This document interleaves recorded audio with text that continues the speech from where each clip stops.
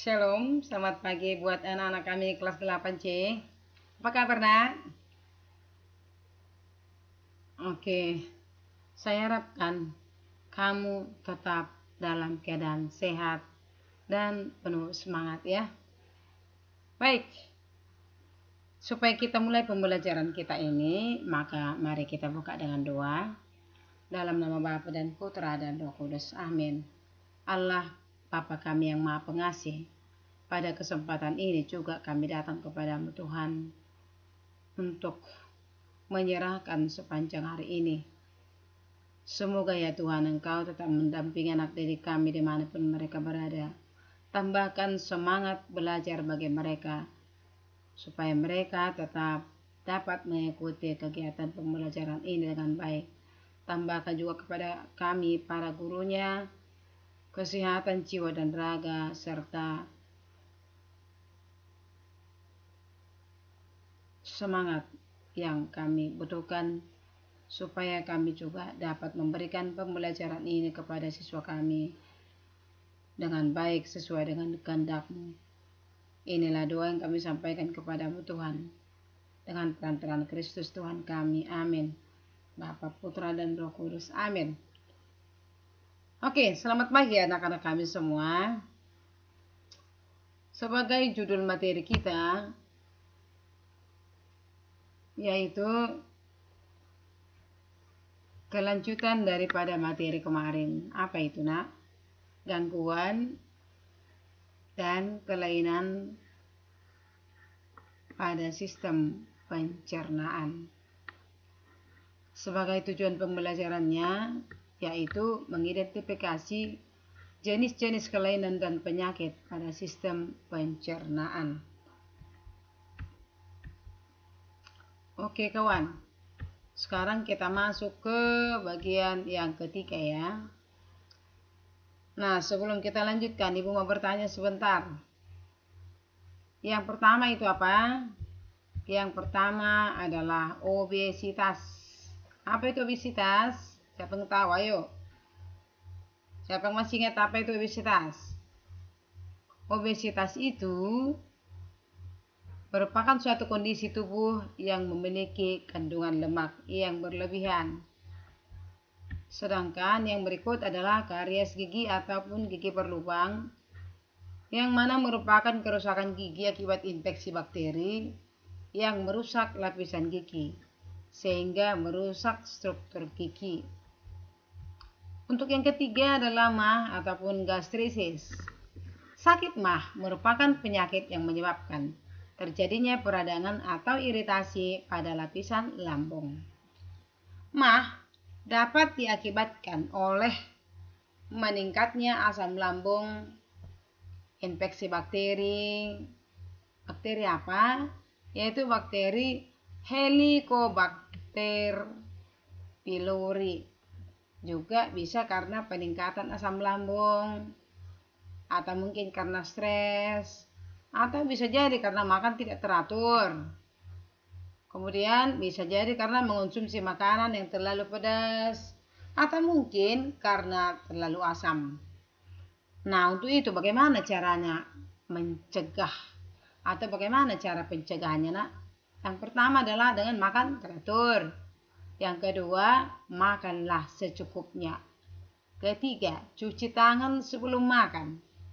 Keempat, menghindari makanan yang memicu produksi asam lambung yang berlebihan, seperti makan asam, makan pedas, dan kopi.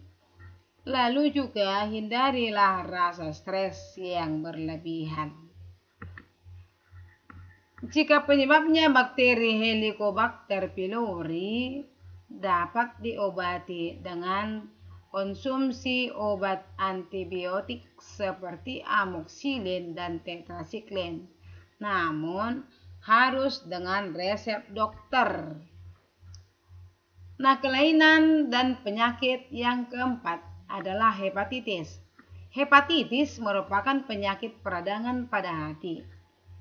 Orang yang menderita hepatitis ringan memiliki gejala seperti orang terkena flu, yaitu sakit otot dan persendian, kemudian demam, diare, dan sakit kepala.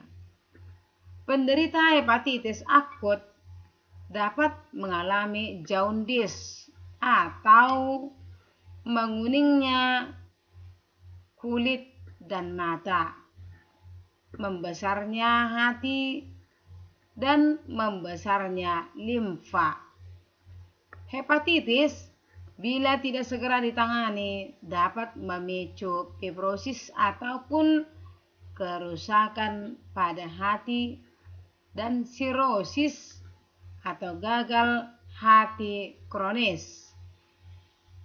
Sirosis dapat meningkatkan risiko berkembangnya kanker hati. Virus hepatitis B merupakan penyebab utama penyakit hepatitis. Juga dapat disebabkan oleh bakteri,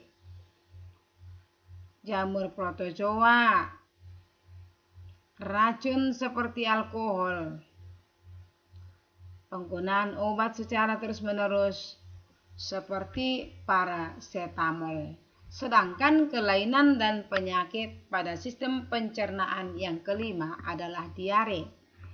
Diare adalah penyakit pada saluran usus besar yang disebabkan oleh infeksi bakteri dan protozoa seperti Entamoeba-coli.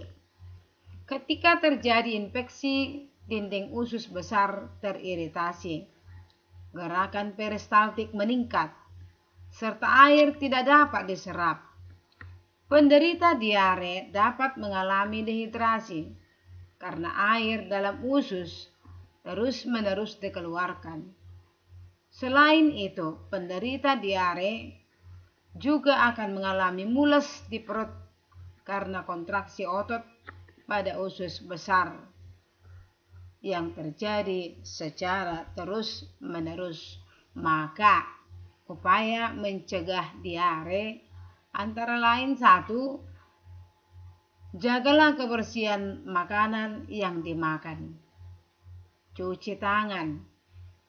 Minum air yang masak atau air kemasan yang higienis. Kemudian jaga kebersihan diri dan lingkungan.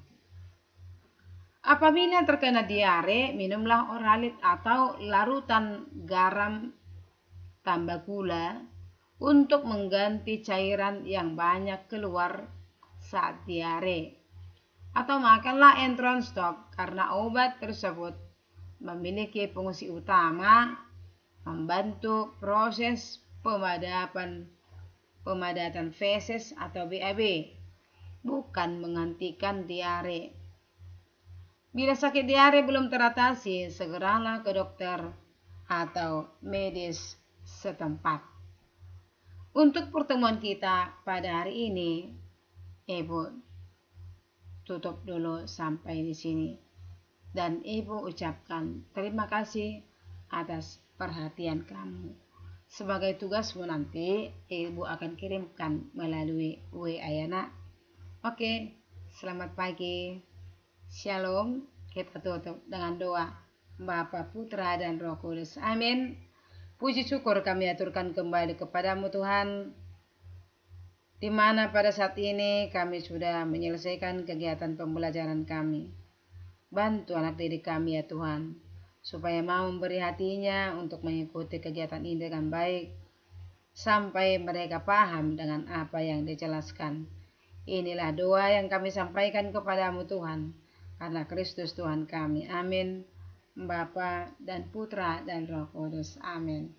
Dah, selamat belajar anak kami sekalian.